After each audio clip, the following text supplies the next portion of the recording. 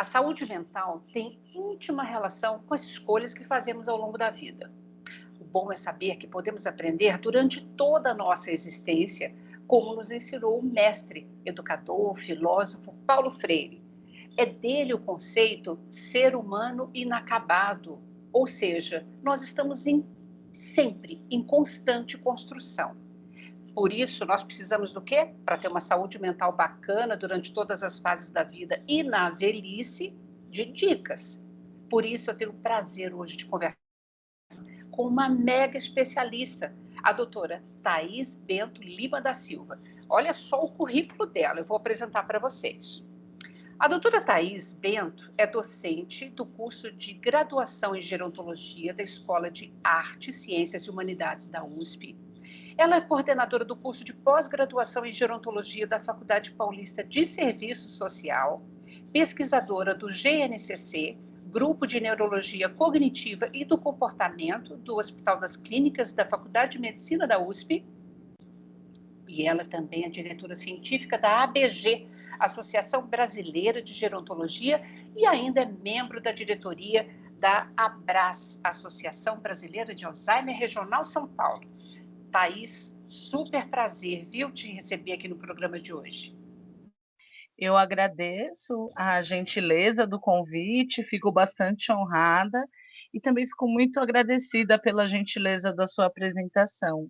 É um orgulho estar participando de uma edição do programa, ao qual eu sei que a população se beneficia bastante. Ai, que bom, Thaís. Então, o ser humano está mesmo sempre em construção, quer dizer, nós podemos aprender durante todas as fases da vida, inclusive na velhice, ao envelhecermos. Sim, na gerontologia, a gente trabalha com um conceito que seria o desenvolvimento humano acontecendo em todas as fases da vida. Adicionalmente a isso, a gente dialoga com a literatura da área do envelhecimento, da gerontologia educacional, que fala sobre a aprendizagem ao longo da vida e, consequentemente, a gente faz uma interface com as neurociências do envelhecimento, que destacam que, ao longo da vida, é possível ter neuroplasticidade, plasticidade cognitiva decorrente de estímulos realizados pelo processo de aprendizagem, e isso independente da faixa etária do indivíduo. Thaís, vamos traduzir isso para a população? O que é o processo da neuroplasticidade?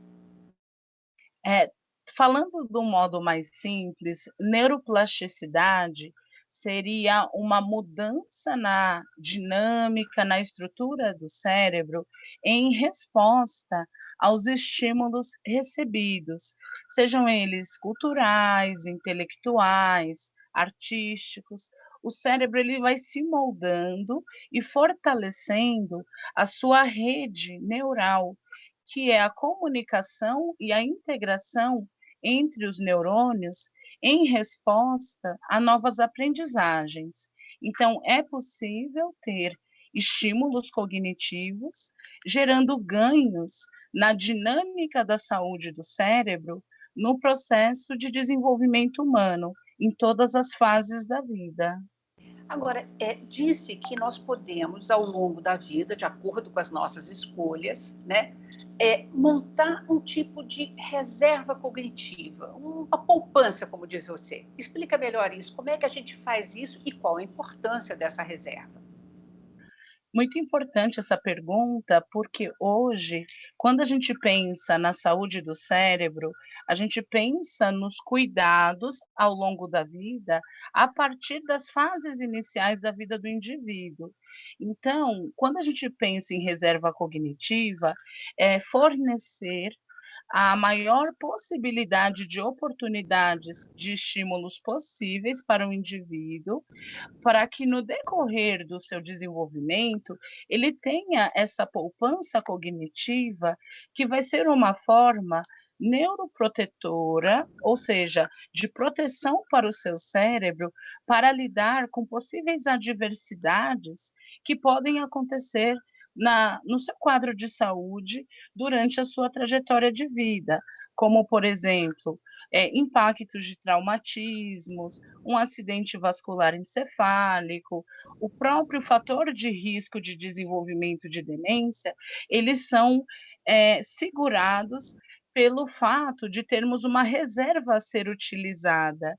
E neste sentido, Lina, eu gostaria até de dar um exemplo, que é um exemplo muito clássico que a gente tem usado nas neurociências, com base no filme Para Sempre Alice, que é aquele caso famoso daquela professora universitária Alice, que desenvolveu numa fase precoce, né, numa faixa etária precoce, a doença de Alzheimer. Muitas pessoas perguntam por que que a Alice, tendo uma alta escolaridade, ela desenvolveu a doença de Alzheimer? Ela não teria essa reserva cognitiva como um fator de neuroproteção? E aí, nesse sentido, a gente destaca que ela poderia ter desenvolvido muito antes da própria faixa etária em que ela estava sendo retratada no filme. E é isso que acontece em outras situações, com outras pessoas.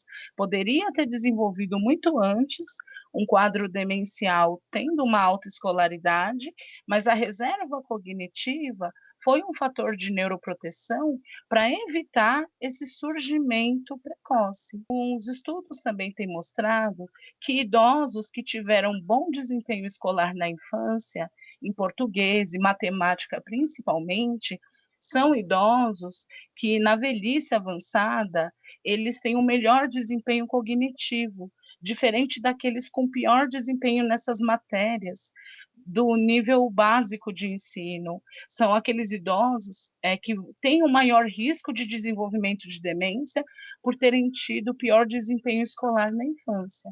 Então, a gente vê essa relação da reserva cognitiva como proteção para o envelhecimento saudável. Olha que dica legal, hein? Para todo mundo que está nos assistindo. Inclusive, bora estudar português, matemática, né? Enquanto ainda jovens, né, Thaís? Para que quando chegar a envelhecer, e tomara que todos envelheçam, porque senão morre antes, consiga ter essa reserva cognitiva. Isso significa, Thaís, por exemplo, na questão da doença de Alzheimer, né? Que se eu tiver uma reserva cognitiva, vamos dizer que eu venha a desenvolver Alzheimer.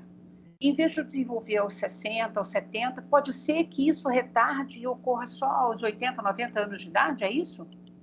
Exatamente.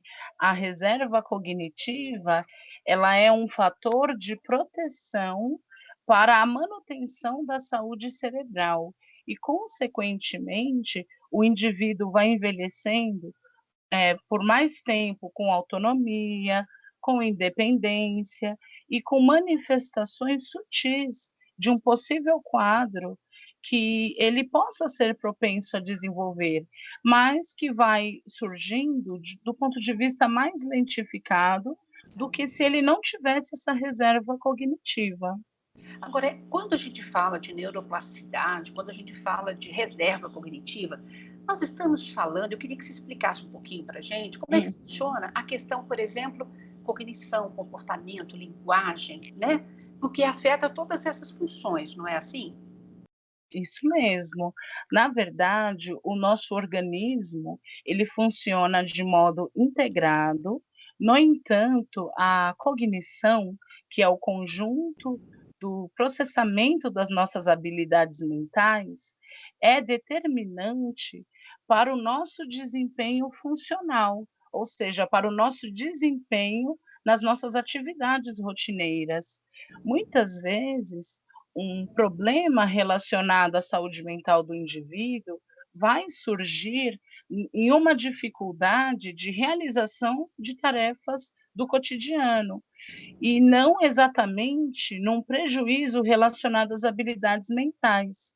Então, quando a gente pensa hoje na promoção da saúde cognitiva das pessoas adultas e idosas, nós pensamos na manutenção dessas habilidades mentais como forma de mantê-la funcional por mais tempo durante a sua vida. No entanto, alterações comportamentais, elas não fazem parte do processo de envelhecimento saudável, ou também chamado de processo de envelhecimento normal. Então, quando algumas alterações comportamentais estão acontecendo, são sinais de alerta para ser investigado e para, inclusive, excluir que tenha relação com alterações das habilidades mentais, tendo em vista que o envelhecimento normal não vai acarretar na pessoa idosa mudanças comportamentais.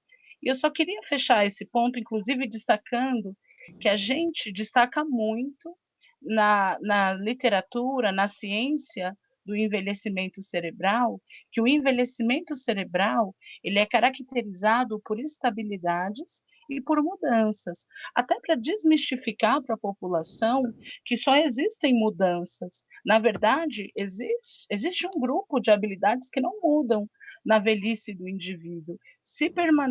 Elas permanecem cristalizadas, vamos assim dizer.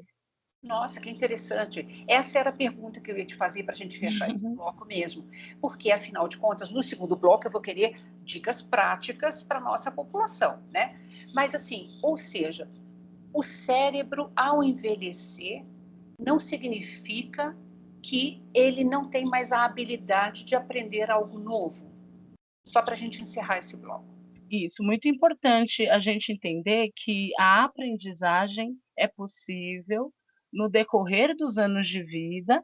Por isso, quando a gente fala nas estratégias de promoção da saúde do cérebro, nós estamos falando no desenvolvimento do indivíduo ao longo da vida. Então, é muito importante a gente entender que, claro, o ritmo da aprendizagem nova vai ser diferente, mas não significa que o indivíduo não vai realizar novas aprendizagens, principalmente se estas novas informações forem relativas a assuntos do interesse do indivíduo, ele vai ter uma atenção mais focada, mais sustentada, e ele vai se empenhar mais para realizar essa tarefa.